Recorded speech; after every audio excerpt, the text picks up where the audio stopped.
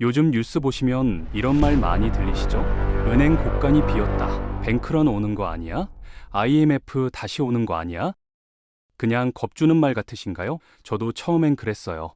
과장이겠거니 했죠. 그런데 숫자를 보니까 좀 다르더라고요. 작년 상반기에 주요 은행에서 빠져나간 예금이 74조 원이에요. 74조요. 서울시 1년 예산이 50조 원 정도 되거든요. 그거보다 많은 돈이 은행에서 빠져나간 거예요. 어디로 갔을까요? 상당 부분이 해외 투자로 나갔어요. 달러로 바꿔서요. 환율은요? 1,400원대 후반까지 올랐습니다. 1,500원이 코앞이에요. 이 숫자가 왜 무서우냐면요. 심리적 마지노선이거든요. 1,500원을 넘으면 사람들 머릿속에서 뭔가가 꺾여요. 이제 끝났구나. 이런 생각이 드는 거예요. 그러면 달러 필요 없는 사람까지 달러 사러 뛰어가요. 그게 패닉이에요. 여기에 자영업자 대출 1,000조 원, 부동산 PF 대출 135조 원, 이런 뇌관들이 깔려 있어요. 오늘은 이 불안의 실체를 파헤쳐 보겠습니다. 진짜 IMF가 오는 건지 아니면 과장된 공포인 건지요. 먼저 최근에 나온 발표 하나 짚어볼게요.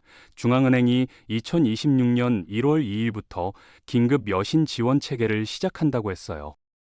이게 뭐냐고요? 금융용어라서 어렵게 들리시죠? 쉽게 설명드릴게요. 은행이 어떻게 돈을 버는지부터 알아야 해요. 은행은 여러분한테서 예금을 받아요. 이게 수신이에요. 돈을 받는 거죠. 그리고 그 돈을 다른 사람한테 빌려줘요. 대출이죠. 이게 여신이에요. 돈을 주는 거예요. 예금 금리보다 대출 금리가 높잖아요. 그 차이로 은행이 먹고 사는 거예요. 그런데 문제가 생길 수 있어요. 갑자기 예금자들이 한꺼번에 돈을 찾으러 오면요. 은행은 그 돈을 대출로 묶어놨잖아요. 당장 줄 현금이 없어요. 이게 유동성 위기예요. 긴급 여신 지원 체계가 뭐냐면요. 이런 상황이 생겼을 때 중앙은행이 금융기관한테 돈을 빌려주는 장치예요. 일종의 보험이에요. 발표 자체가 지금 당장 위기다라는 뜻은 아니에요. 혹시 모를 상황에 대비하자는 거죠. 그런데 타이밍이 안 좋았어요. 불안한 뉴스들이 쏟아지는 와중에 나왔거든요. 그래서 사람들이 오해한 거예요. 중앙은행도 위험하다고 생각하나 보네. 유동성 리스크가 뭔지 좀 더 자세히 볼게요. 뱅크런 아시죠? 사람들이 한꺼번에 은행에 몰려와서 예금을 찾는 거예요. 은행이 가진 현금보다 찾으려는 사람이 많으면 은행이 망해요. 이게 유동성 리스크의 극단적인 형태예요. 과거에는 뱅크런이 어땠냐면요. 은행 창구에 줄을 서야 했어요. 물리적으로 가야 했거든요. 시간이 걸렸어요. 은행 문 열기 전에 와서 기다려야 하고 줄이 길면 몇 시간씩 걸리고 그 사이에 뉴스가 퍼지면 정부가 대응할 시간이 있었어요. 걱정하지 마세요. 예금 보장합니다. 이런 발표를 할 수 있었죠. 지금은요. 스마트폰 하나면 돼요. 앱 열고 버튼 몇 번 누르면 끝이에요. 새벽 3시에도 돼요. 일요일에도 돼요. 전 국민이 동시에 할 수 있어요. 속도가 완전히 달라진 거예요. 2023년에 미국 실리콘밸리 은행이 망했잖아요. 이틀 만에 420달러가 빠져나갔어요. 우리 돈으로 55조 원이에요. 이틀 만에요. 과거에는 상상도 못할 속도였어요. 디지털 금융의 그림자예요. 편리하지만 위기 때는 속도가 무기가 돼요. 중앙은행이 긴급 지원 체계를 만든 이유가 이거예요.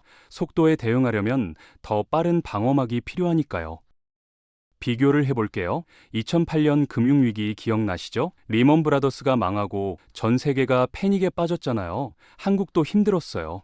환율이 1,500원을 넘겼고 주가가 폭락했죠. 그런데 그때 한국에서 뱅크런이 일어났나요? 안 일어났어요. 신용경색은 심했어요. 기업들이 돈을 못 빌려서 힘들어했죠. 그렇지만 일반 시민들이 은행에 몰려가서 예금 찾는 일은 없었어요. 왜 그랬을까요? 일단 그때는 스마트폰 뱅킹이 지금처럼 보편화되지 않았어요. 인터넷 뱅킹은 있었지만 지금처럼 간편하지 않았죠. 공인인증서 찾고 보안카드 입력하고 귀찮았어요. 그리고 정부가 빠르게 예금 보장을 발표했어요. 시간이 있었던 거예요. 2023년 실리콘밸리 은행은 달랐어요. 트위터에서 이 은행 위험하다는 글이 퍼지기 시작했어요. 벤처 캐피털들이 투자받은 기업들 당장 돈 빼라고 지시했고요. 그날 밤부터 앱으로 인출이 시작됐어요. 다음 날 아침에 은행이 문을 열었을 때는 이미 게임 끝이었어요. 패닉이 번지는 속도와 인출 실행 속도가 거의 동시에 일어난 거예요. 대응할 시간이 없었어요. 이게 디지털 시대의 뱅크런이에요. 다시 한국 얘기로 돌아올게요. 작년 상반기에 주요 은행에서 예금이 7~4조 원 빠져나갔다고 했잖아요. 이 돈이 어디로 갔을까요? 크게 두 군데예요. 하나는 주식시장, 또 하나는 해외 투자. 특히 해외 투자가 많이 늘었어요. 미국 주식, 미국 채권 사려면 달러가 필요하잖아요. 원화를 달러로 바꿔서 나간 거예요. 은행 입장에서 생각해 볼게요. 예금이 빠져나가면 어떻게 될까요? 원래 그 돈으로 대출을 해줬잖아요. 대출은 그대로 있는데 예금이 빠지면 은행도 돈이 필요해져요. 어디서 구하냐면요. 채권을 발행해요. 은행채라고 불러요.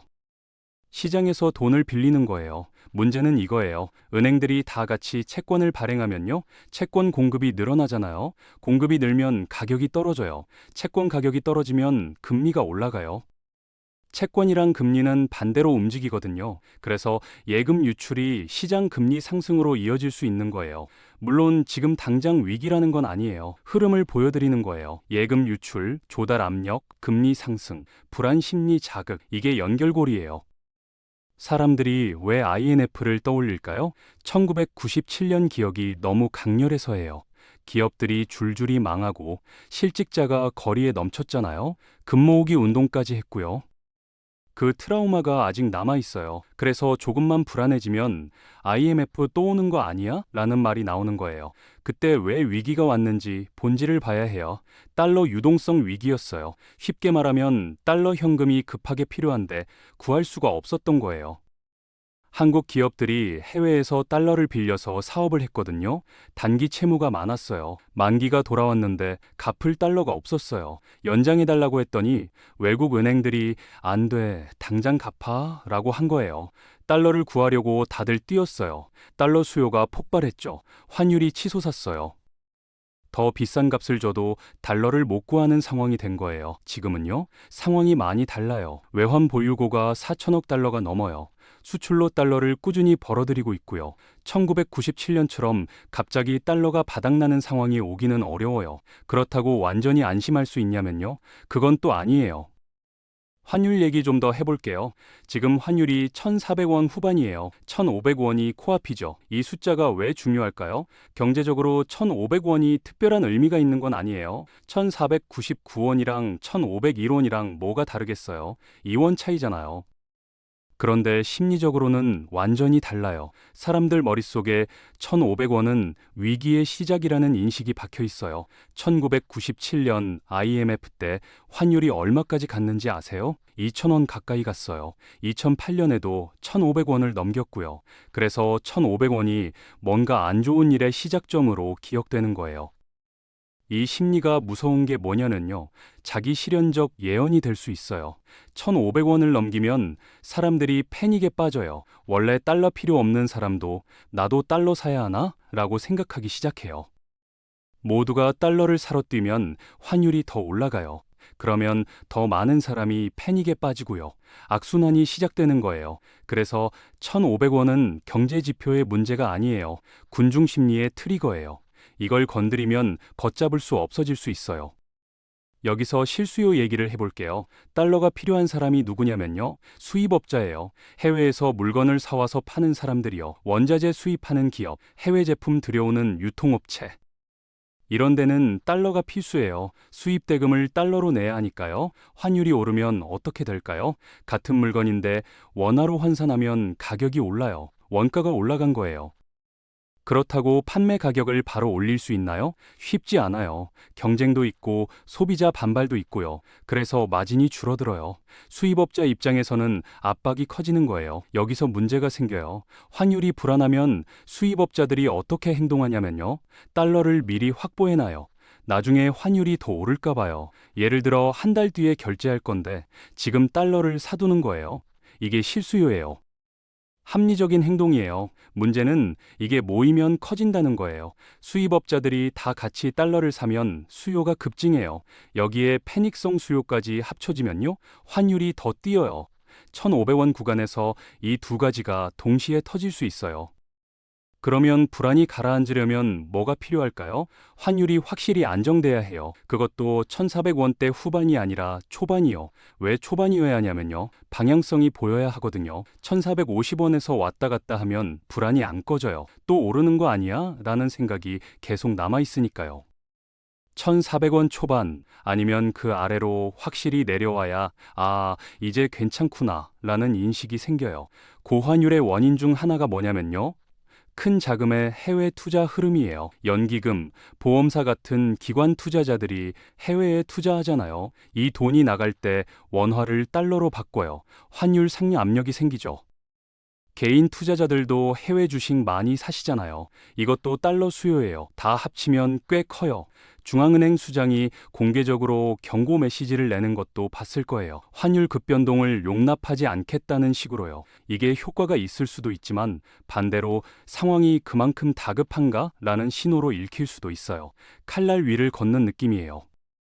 정부가 대책을 내놓고 있어요. 해외에 나가 있는 투자 자금을 국내로 불러들이겠다는 거예요. 어떻게요? 세금 혜택을 주는 거예요. 해외 투자 수익에는 원래 세금이 붙잖아요. 이걸 줄여주거나 특정 계좌를 통해 들어오면 감면해 주겠다는 거예요.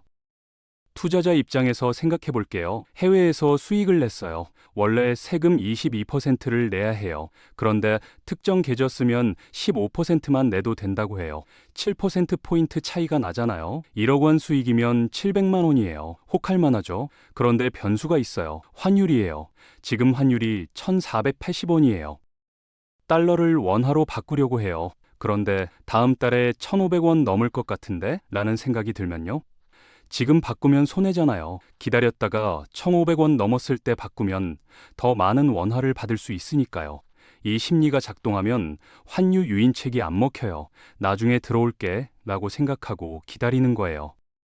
그 사이에 환율은 더 오르고 심리는 더 불안해지고 악순환이에요. 정책 효과가 나려면 환율이 먼저 안정돼야 해요. 자, 이제 진짜 무서운 얘기를 해볼게요. 환율 방어하려면 금리를 올리면 되지 않냐? 이런 생각 하실 수 있어요. 미국보다 금리가 낮으니까 돈이 빠져나가는 거잖아요. 금리 올리면 멈추지 않을까? 단순하게 보면 맞아요. 그런데 금리를 올리면 터지는 뇌관이 3개 있어요. 첫 번째, 부동산 PF 대출이에요. 잔액이 135조 원이에요. 부동산 경기가 안 좋잖아요. 분양이 안 되고 공사가 멈춘 데가 많아요. 여기에 금리까지 올라가면요. 이자 부담이 커지면서 줄줄이 터질 수 있어요. 두 번째, 자영업자 대출이에요. 이게 1,069조 원이에요. 1,000조가 넘어요. 코로나 때 버티려고 대출받은 분들이 많거든요. 금리 오르면 이자 부담이 커져요. 특히 저소득, 고령, 다중채무자들이 문제예요. 세 번째가 좀 복잡한데요. 2021년에 저금리 때 주택담보대출 조건 바꾼 분들이에요. 고정금리나 혼합금리로 갈아탔는데 그게 만기가 돌아와요. 규모가 50조 원쯤 돼요. 만기 되면 변동금리로 전환되는데 그때 이자가 확 뛸 수 있어요. 이 세 개가 동시에 터지면 감당이 안 돼요. 정리해 볼게요. 지금 상황이 1997년 IMF급 위기냐? 이렇게 물으시면요. 그 정도는 아니에요. 외환 보유고도 많고 달러 벌어들이는 능력도 있고요. 갑자기 달러가 바닥나는 일은 쉽게 안 일어나요. 그렇다고 안심할 수 있냐면요. 그것도 아니에요. 불안의 조건들이 쌓이고 있어요. 은행에서 74조가 빠져나갔고 환율은 1,500원을 향해 가고 있어요. 자영업자 대출 1,000조, 부동산 PF 135조, 금리 민감 대출 50조, 이 뇌관들이 깔려 있습니다. 디지털 금융 시대에는 패닉의 속도가 달라요. 예전에는 대응할 시간이 있었는데 지금은 없어요. 스마트폰 하나로 모든 게 순식간에 벌어지거든요. 그래서 중앙은행이 긴급 지원 체계를 만드는 거예요. 속도에 대응하려면 방어막도 빨라야 하니까요. 관전 포인트는 이거예요. 지표는 괜찮아 보이는데 왜 불안이 안 꺼지냐? 환율, 자금 흐름, 부채 뇌관이 겹쳐 있어서예요. 이 세 가지를 계속 지켜보셔야 해요. 오늘 영상이 도움이 되셨다면 좋아요와 구독 부탁드립니다. 다음 영상에서 뵙겠습니다.